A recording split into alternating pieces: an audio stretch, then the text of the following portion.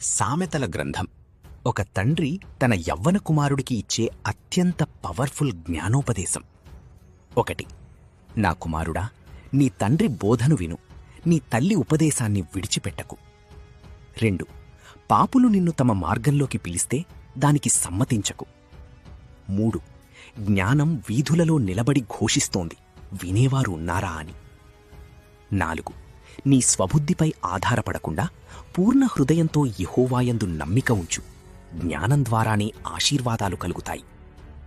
5. నీ చేతిలో శక్తి ఉన్నప్పుడు ఇతరులకు మేలు చెయ్యడాన్ని ఆపకు. 6.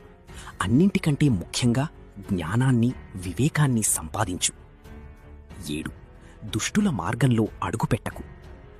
8. అన్నింటికంటే ఎక్కువగా నీ హృదయాన్ని కాపాడుకు, ఎందుకంటే జీవధారలు అక్కడి నుండే ఉద్భవిస్తాయి. 9. పరస్త్రీ వలపులకు లొంగకు. 10. నీ యవ్వనకాలపు భార్యయందు మాత్రమే ఆనందించు. 11.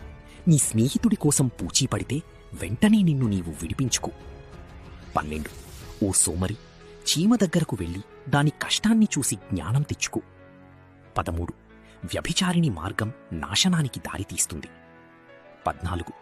జ్ఞానం నిన్ను పిలుస్తోంది, దాన్ని ప్రేమించేవారు జీవాన్ని పొందుతారు. 15. మూర్ఖ స్త్రీ కలహప్రియురాలు, ఆమె దరిచేరేవారు మరణంలో ఉన్నట్టే.